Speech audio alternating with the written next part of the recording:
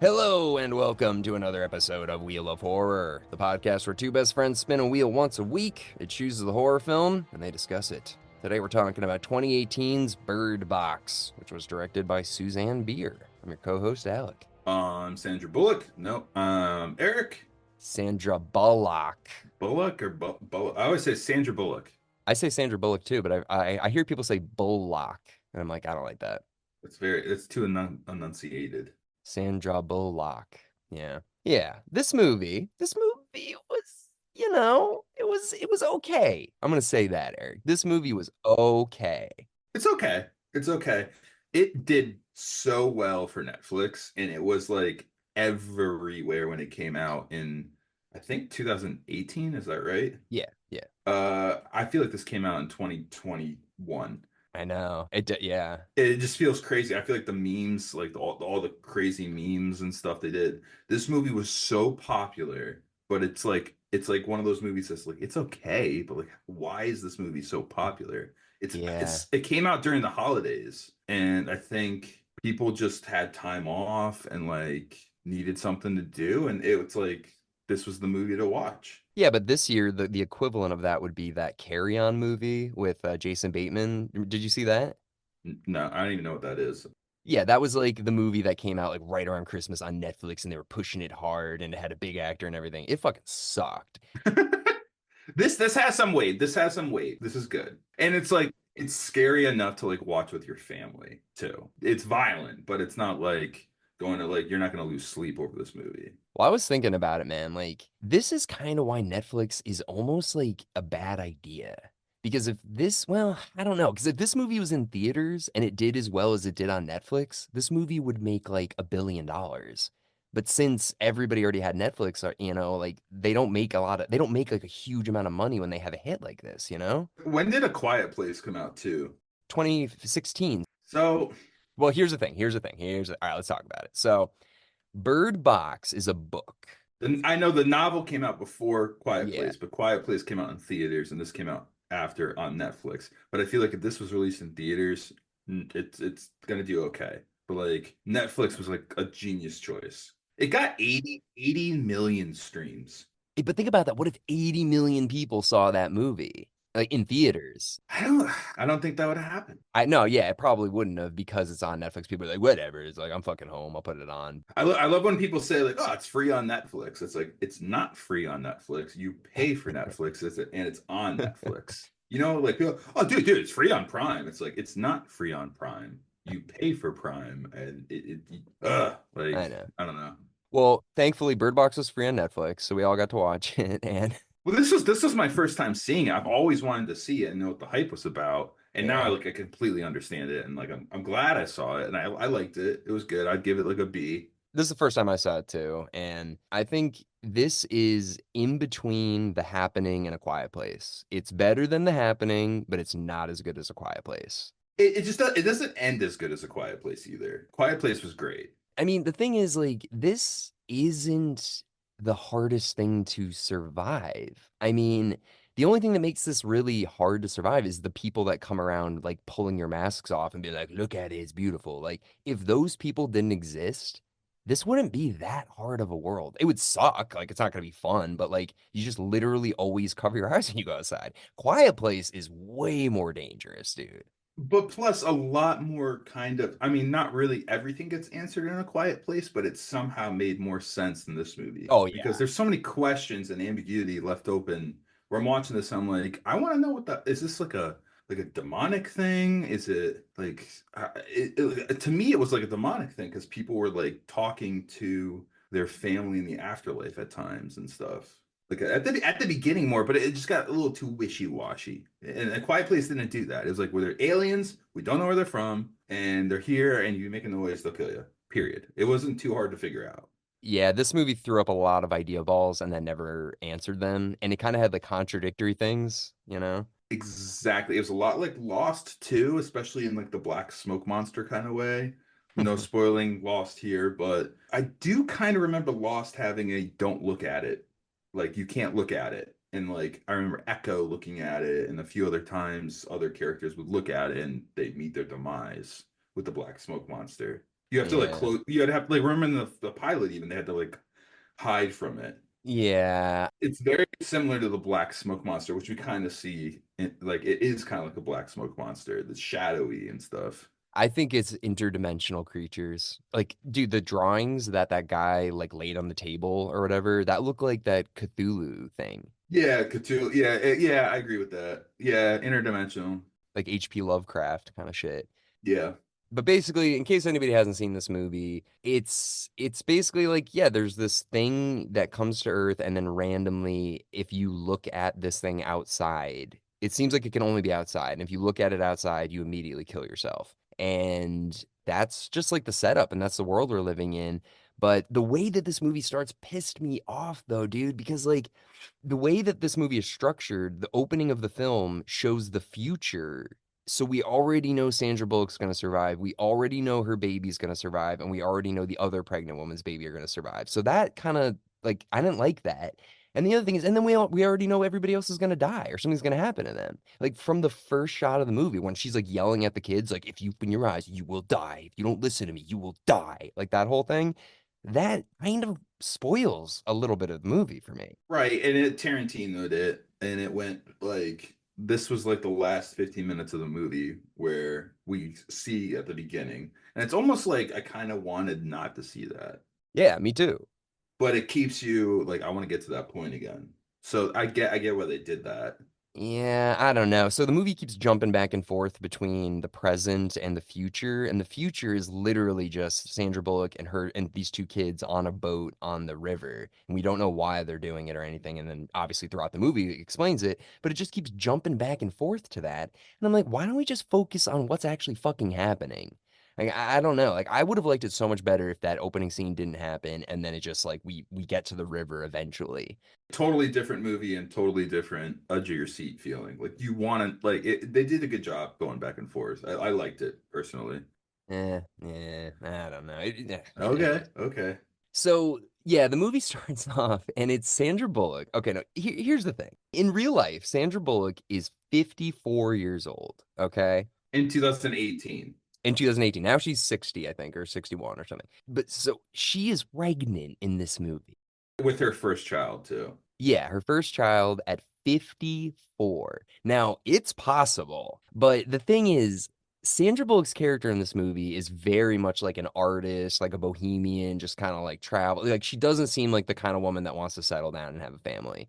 So why would you not get an abortion at 54? The guy that got her pregnant is gone. We don't know where he is. So she's going to be a single mother who doesn't seem like she even wants to be a mother. I don't know. And to do it at 54, it just seemed like that was very odd to me. I mean, the Cthulhu interdimensional beings, I'm having questions about, but the real questions is exactly what you just stated. I mean, like, I know, I'm sure it was in the book, but she's probably like 35 in the book. There's no way she's 54 in the book. Well, I like Sandra Bullock a lot. I actually watched Miss Congeniality, the first one, on Valentine's Day with my wife. Great movie. Michael Caine was phenomenal in that. She can do no wrong in my mind, and I think she was a good grab for this movie. Maybe this character should have been younger because she also eventually starts dating someone who's at least 15 years younger than her. That didn't bother me. It didn't bother me, but like it was just like maybe that would have been like find a younger actor to do the Sandra Bullock role, but she's a big name, she's a huge draw, and she did a great job in this movie. So then change it to where there's one kid. I don't know. Like, you don't need to have two kids. Yeah, Like, just have her adopt the other woman's daughter or whatever. But, anyways, it doesn't matter. But I just thought that was kind of like, shoved in there. It was like kind of wedged in there for sure. it has nothing to do with Sandra Bullock or anything as an actress. It was just a weird choice to have such an old actress getting pregnant. I don't know. I just didn't get it.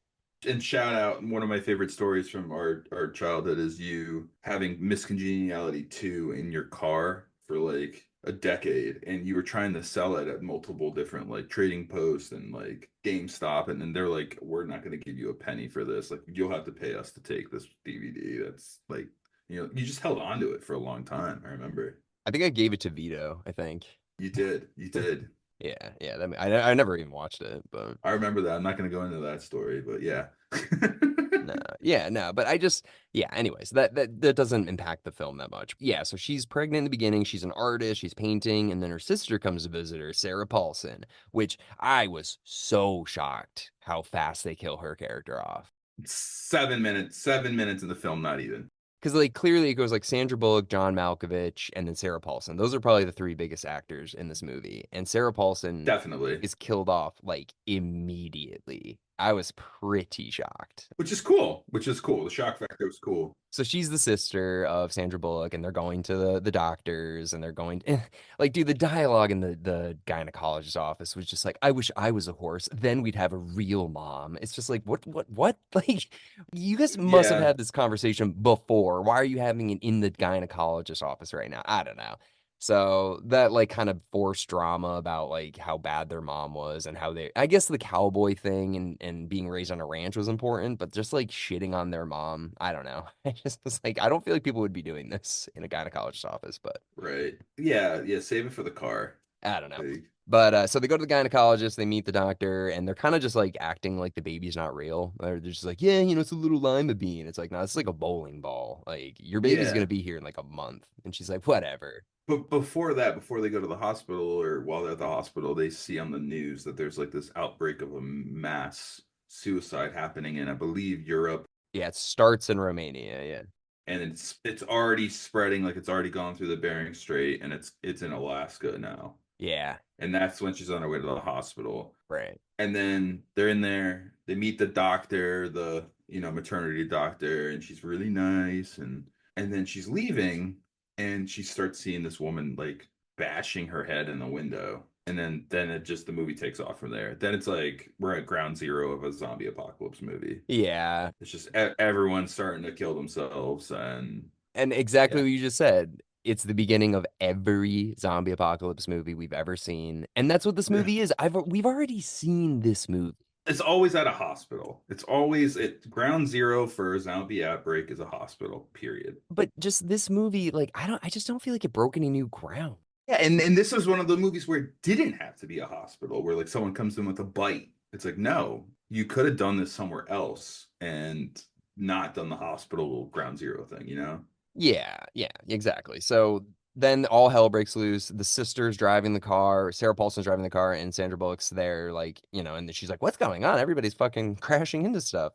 It's like she's not looking out at the world because she's in a car, but she's also like on her phone. So she's not looking where Sarah Paulson's character is looking out in the world. Eric, I specifically paid attention to this. Sarah Paulson goes, what the hell is that? And she's looking up at something, and Sandra Bullock immediately looks at the exact same thing, and nothing happens to her. And I was like, Right, right. that made no goddamn sense. I mean, maybe they can only go after so many at once. Oh, well, we'll never know. I agree. I agree. There's other times where she takes her blindfold off too, and survives still. And it's just like, why does she get like a little bit of survival action? It's called plot armor.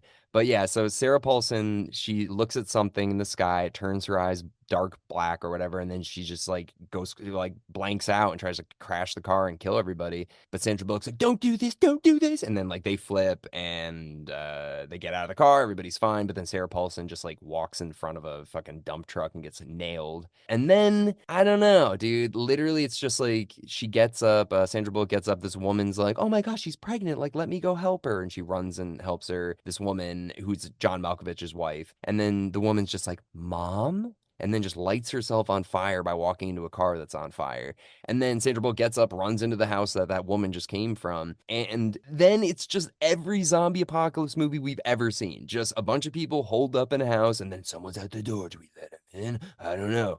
It's all strangers. And like John Malkovich's wife just died. He didn't shed like a tear, I feel He like. didn't give a shit. And dude, here's the other thing that I hated so much. So I thought that house was John Malkovich's house. I didn't realize that he's the next door neighbor. He clearly did not want to be there. Like John Malkovich did not like those people. He didn't like his neighbor, that Greg guy whose house that actually was. So why the fuck didn't John Malkovich just go next door back to his house and just be like, hey, I'm gonna go next door? I don't know. It sounds like his booze is at his house, or maybe he's drinking the neighbor's booze. I don't know. No, but he was such a bad alcoholic, you could see he was like sipping that nip a little bit so he could get his not have like a seizure, basically. Yeah, I saw that. So I'm like, dude, there's no fucking way John Malkovich isn't gonna figure out a way to get back into his house. You think, but like, is it like, are they're kind of trapped in this house? They black out the curtains, and like, Ugh. maybe he thought he really can't even go outside. Well, they really didn't figure out the blindfold thing yet. All right. The way that these people black out their windows is with newspaper. Okay, Eric, let me ask you a question. Could you black out every window in your house with newspaper right now? Do you even have a newspaper right now? No, but I have blackout curtains on every window. So Right. But the fact that in 2018 we're supposed to believe that this guy has like 50 stacks of newspaper in his house to black out his windows, I was like, no, no, no. And the other thing is, dude, if this shit is going on, you're getting wood. You're not getting blackout curtains. You're not getting these newspaper. sheets and garbage bags, that's what I'd use mostly. Dude, I would be boarding up the Yeah, windows. I would be nailing them shut. that too, because you don't know if it's like something that can get in the house at this point. That's exactly my point. Like this movie starts off, they don't tell these people anything about what these monsters are. They don't know that these things can't get inside yet. You know, they learn that with time. But this movie starts off and these people already they're just like, "Well, just put newspaper on the window because we won't look outside." And it's like, how do you know they can't just smash in the window?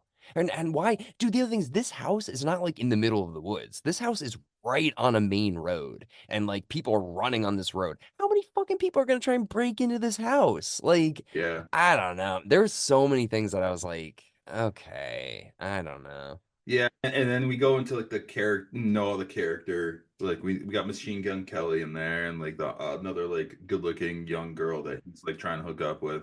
And then we got the guy from Get Out is there, and he's like the fun comic relief slash. He works at a grocery store. And then we got the other guy, Tom, I think. He Yeah, becomes Sandra Bullock's love interest down the line, but right. he seems like the most head on the shoulder guy by far. Yeah. And John Malkovich is just miserable prick and he doesn't want to be there. And Yeah, but it's like it's still not his house too, so he can't truly call the shots.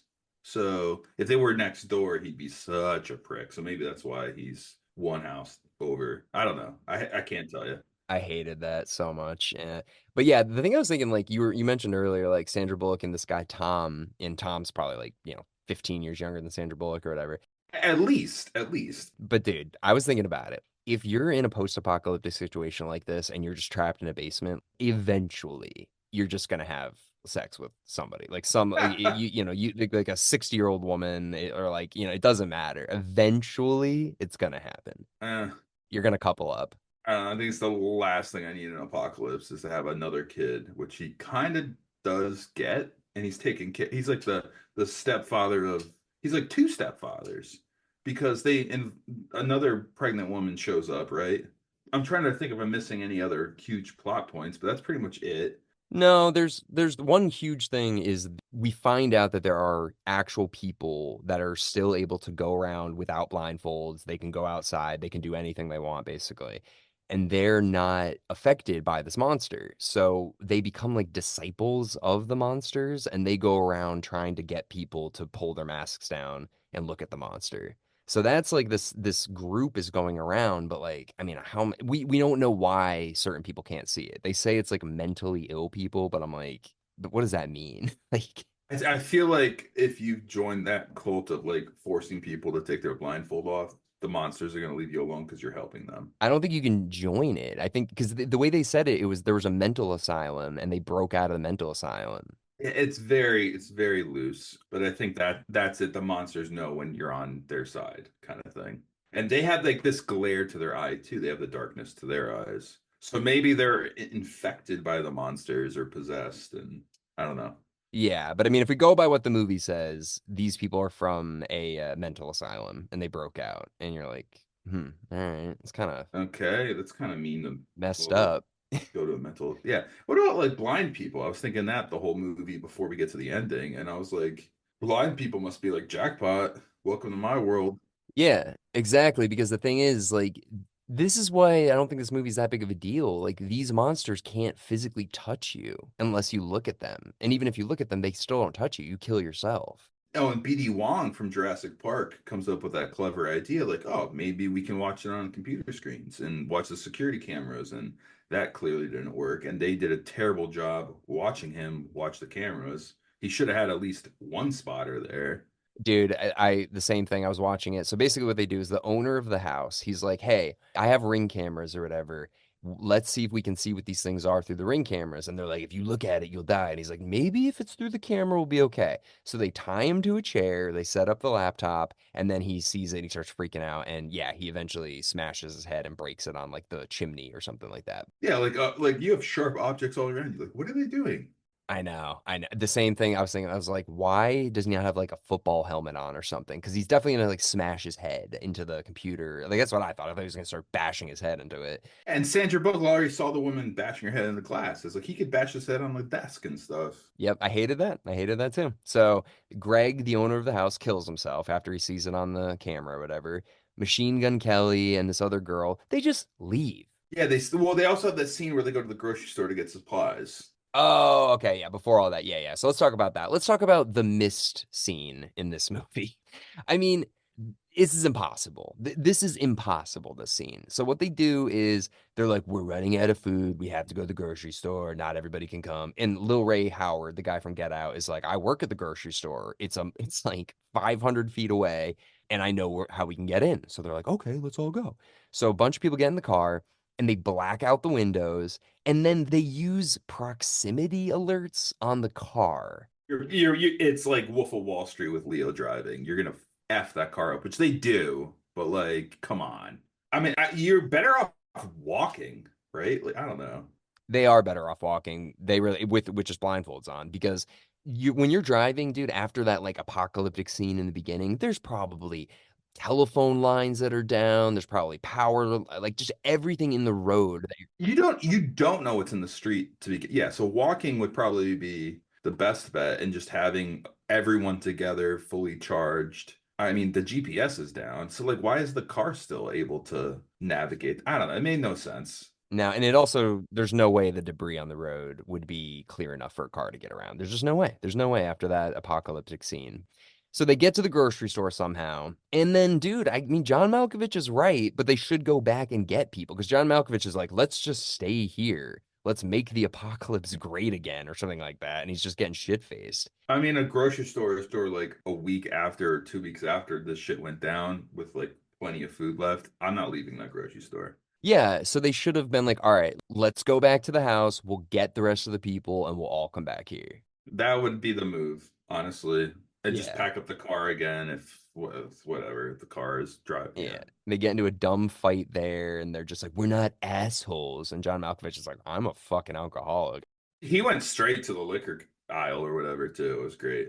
I would too, immediately. If this happened, I'd start drinking immediately. Like, there's no, I'd break my sobriety. I'd go to the liquor store. Like, there's no way. Yeah. Like, if this is happening, I'd be like, I don't fucking care. But yeah, okay. So then they get to the actual supermarket, and this was so fucking dumb too, dude. There's this guy called like Fish Fingers, I think is his name, and he's another guy that works at the grocery store, and he's banging on the door, and they're like, "Fish Fingers, is that you?" And he's like, "Hey, what's up, guys? Like, let me in." They open the door, and Fish Fingers is then evil. And they're like, what the fuck? So then Lil Ray Howard, instead of just pushing him, he's like, hey, let me tackle this guy outside, and then you guys can shut the door on us. Like, that sacrifice was completely unnecessary. He didn't need to do that. But also like the blood under the door, it's like it was just a silly scene. Yeah, it's like, so what happened? How did he kill himself? How is there that much blood? I Like, think Fish Fingers killed him. no, you kill yourself. I don't I don't know. Well, actually, no, you're right. Maybe it was Fish Fingers. And Fish Fingers is the dumbest name, but I guess he works on the docks when the fish come in and he has fish fingers. Yeah, we'll say that. Yeah. Oh, no, I think he works in seafood. That was yeah, I would imagine that. He doesn't work in the bakery. Yeah. He's not dough fingers, Ew. he's fish fingers. Fish Fingers who works in the bakery. Ew. So then they go back to the supermarket, or they leave the supermarket, go back to the house, and they lose Lil Ray Howard, and John Malkovich is like, he's got a lot of alcohol, so he's happy. But in between all of this, they keep flashing back to them on the river, and they're just like going down this river blindfolded in a boat, which, dude, I'm sorry. This is impossible. This is impossible, Eric. You're hitting everything on the way.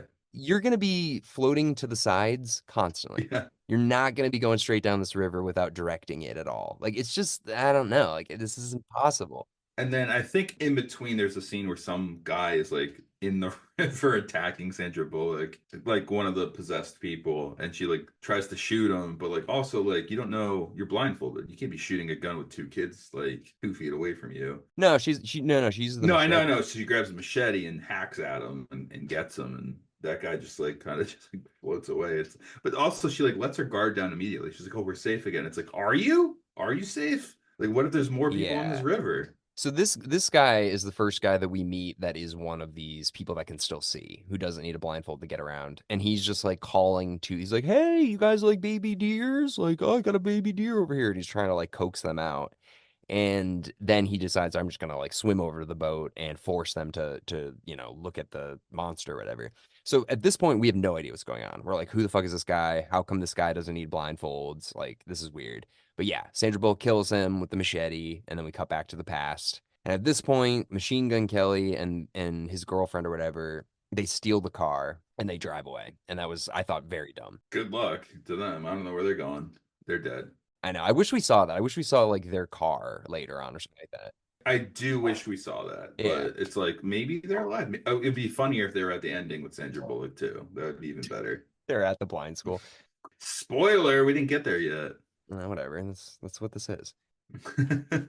So yeah, so now they don't have a car and they're trapped in this house and they've got this new pregnant woman, they've got Sandra Bullock, they've got John Malkovich, they got that Tom guy and oh, and the old lady.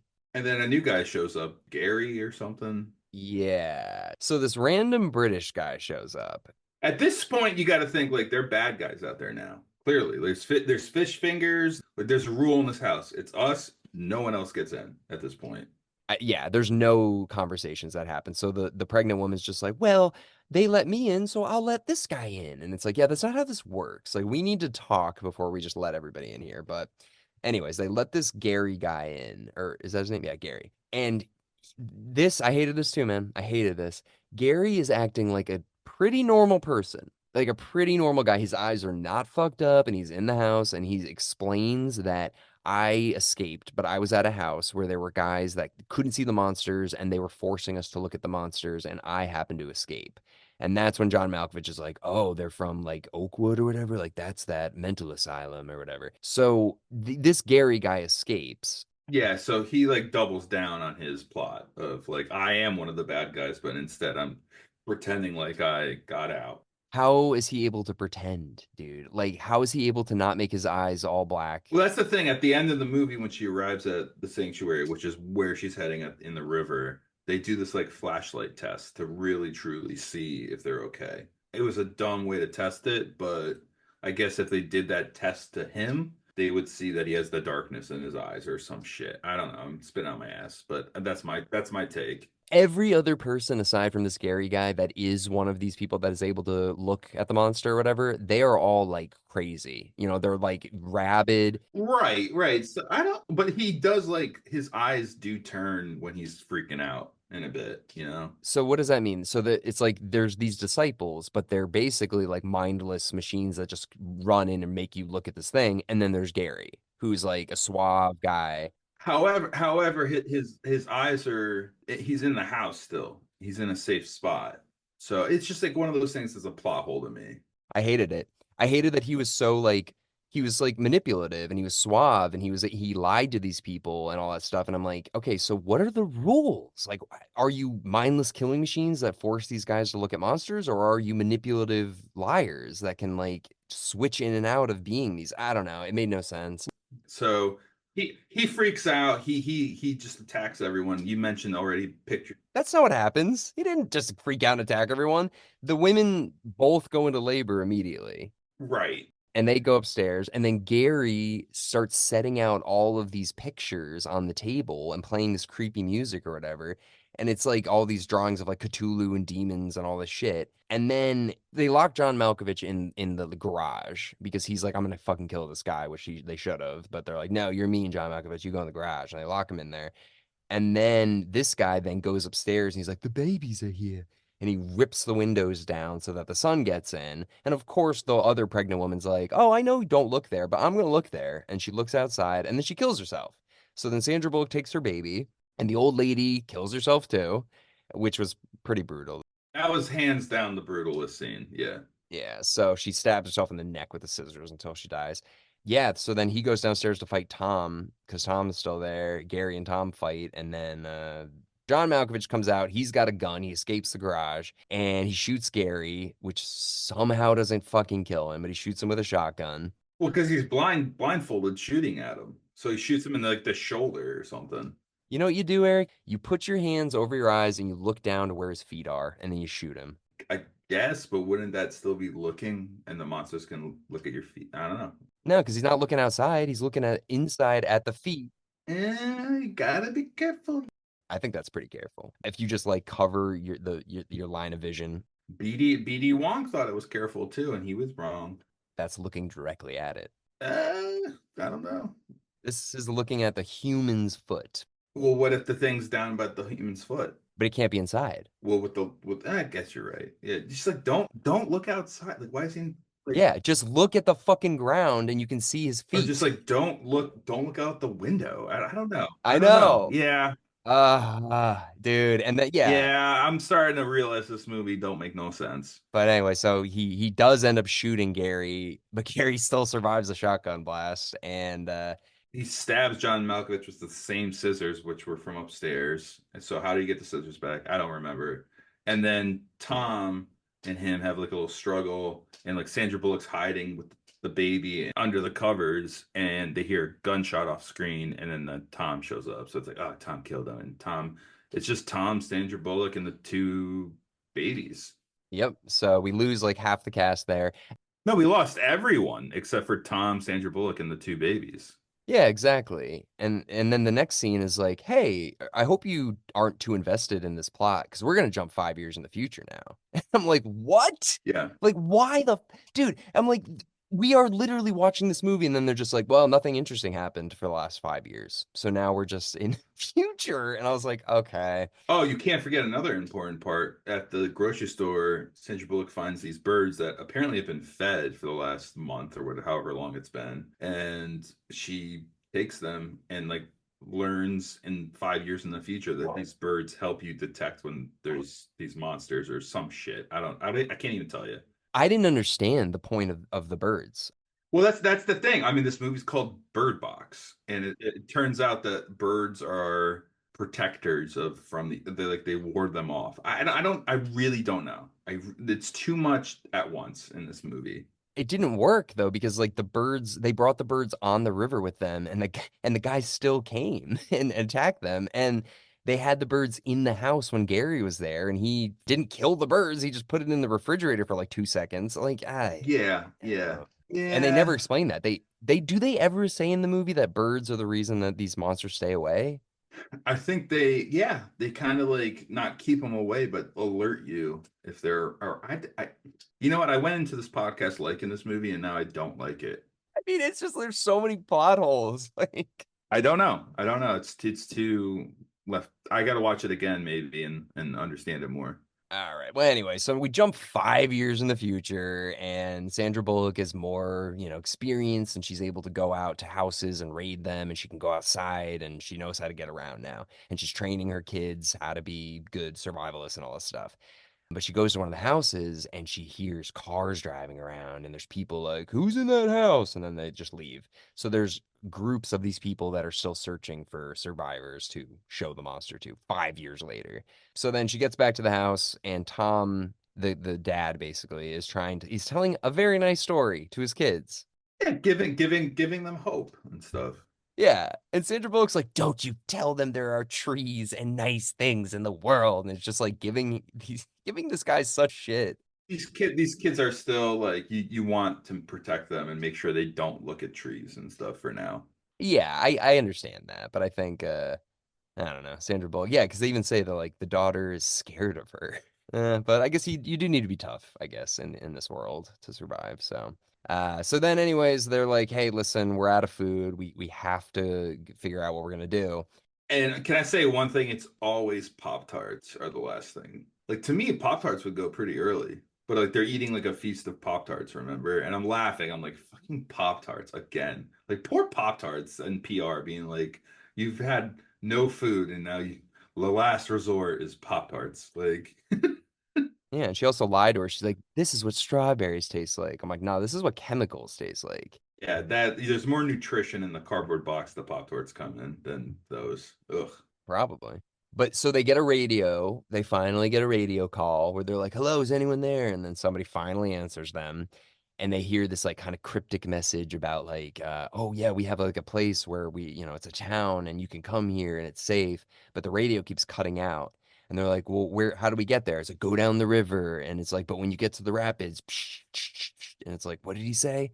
And, they don't know. But Tom fully believes that this is the only option they have. Like, there's no other option. We have to go on the river and go down there. And it's like, you have no information about this dude, and you can't look, you can't see. You don't even know if this radio call is from the people that would take your blindfold off either. Exactly. You don't know anything. And Tom's like, we have to have hope. It's like, this is like illogical hope, where it's like, let's get in a boat, go down a river blindfolded, and we don't know this river. We don't know where the rapids are. We don't know anything. And yeah, so they're like, okay, yeah, let's do it. Let's fucking go. Yeah, like let's put ourselves in like immediate danger and hope that this works out. Yeah, exactly. It's like, well, we're out of food here, so let's go. So they go to the house, they have the Pop Tarts, and then we hear the group of bad guys. They show up at the house, and instead of Tom just being like, run, he's like, I'll take care of them. He's like, I'll distract him or whatever. So they all leave. Sandra Bullock and the two kids run, and Tom fights them off and kills a lot of them. He actually does.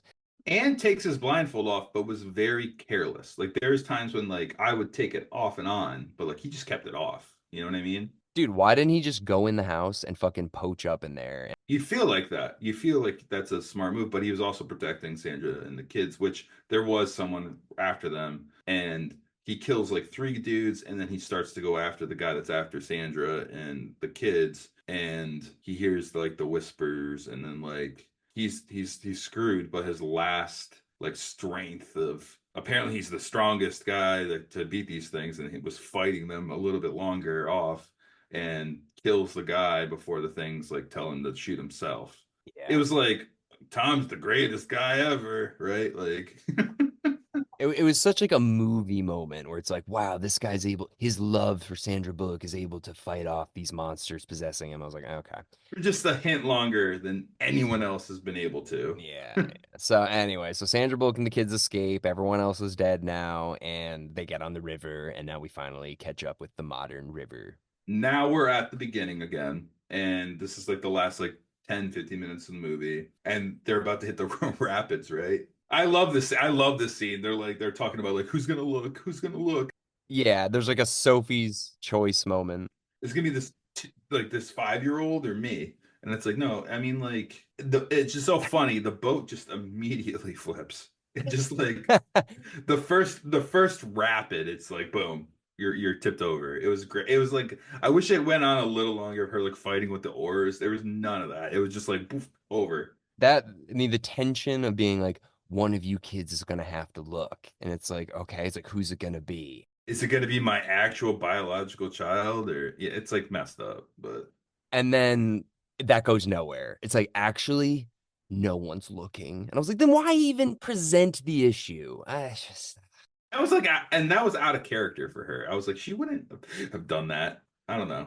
no, it was so dumb. So they survive which is impossible. Again, impossible, Eric, for this boat to flip in very intense rapids and then to just have two 5-year-olds who have never swam in their lives, Eric. These 5-year-olds do not know how to swim. Was this like Farmington River status where it's like 4 feet deep at most? Like, I don't know. No, Sandra Bullock was just like, boy, girl, like trying to swim, holding a box of birds. Like, it's too much. It's too much. It's too much for two 5-year-olds who have never probably swam in their lives to survive rapids. And and blindfolded. And Sandra Bullock does too with a box full of birds. Like, I don't know, man. I was losing it. But she finds the kids. There's a moment where like the monsters are trying to trick the kids into thinking it's the mom. The whole scene in the woods was the worst fucking thing in the world, man. I hated it so much. Anyway, so yeah, the monsters try to trick the girl to take off her blindfold. Doesn't happen. Everybody survives. Everything's totally fine. And they get to the school for the blind. Somehow they washed up right by the place pretty much after like falling down a hill. Yeah, and they're like, we'll know where it is by the birds. And I'm like, oh, you're in the middle of the woods. So there's birds everywhere, but okay. So they find this one place that has like thousands of birds, and it's a blind school for the blind. And they show up there, and there's lots of kids, and there's lots of people, and there are, and even Sandra Bullock's gynecologist is there. But the guy, like the gynecologist, looking exactly the same too, was like annoying. Like you think she'd be a little disheveled. She was pristine still. Oh, you know what else was pristine? Was Tom's haircut the entire movie. Good point. Dude, it jumps 5 years in the future and he looks like he just left the barbershop. No shit. No shit. Yeah. This movie, man. God, you ruined this movie for me. So it's just like they get to the school for the blind and they're like, there is hope. Da, da, da. But they go in this like beautiful aviary with all these birds, like thousands, bazillions of birds, and it's like gag me with a spoon a little bit. Quiet Place is so much better than this, but It's better than The Happening. this is okay. This is okay. I still give it a B. I give Quiet Place like an A minus. I love A Quiet Place. It's gonna stand the test of time in horror for sure. This movie's gonna get forgotten about over the years. I just don't understand why this movie is so popular. It just had its moment in time where everyone was like bored, I guess. So this came out again during the holidays, December 14th, 2018. Its runtime is 2 hours and 4 minutes. Its budget was 20 million. Most of that went to Sandra, I'm sure. And then its box office was 80 million streams. No box office, but that to Netflix that's what they want. That's huge. Rotten Critic is 64%, and the Rotten Audience score is 58%. So it's not like totally, Oh, okay. it's not totally loved. Okay. That's fair. That's fair. Last thing too, the music was actually done by Trent Reznor, the guy from Nine Inch Nails, and he's doing the new Tron movie. I heard, yeah. The music was okay. Yeah, it was. It wasn't that good. So I was like, huh. But yeah, Yeah, it was very just like generic. right. Yeah, I don't know. I don't know. I'm happy I saw it. I always wanted to know why they called it Bird Box. Now I get that, but this could have been instead of a quiet place. It's like it could have been a dark place. You know what I mean? It's the same concept in some ways. There's a sequel. To Bird Box, Yeah, it's called Bird Box Barcelona. Came out in 2023 on Netflix. Yeah, it takes place in Barcelona. I'll have to look it up. The whole new cast, I'm sure, in a whole different story. No, no, no. She gets to Barcelona, Eric. She makes it to Barcelona. In a boat, in a little rowboat. Yeah, yeah. All right. Well, yeah. Hey, you know what? Check it out if you want. If you like The Happening, you'll definitely like this movie. Also, I think it's important in pop culture for when it came out. Like this was always like, I gotta watch this stupid movie and see what the hype was about. That's it. And Alec, you completely ruined this. I like I said, I came into this like, oh, it was okay, and now I'm like, it's not that good. I mean, it's not. Like, it's okay. I know, you're right. You're right. All right. Well, spin that wheel, Eric. All right, we shall spin the wheel right now. Spinning.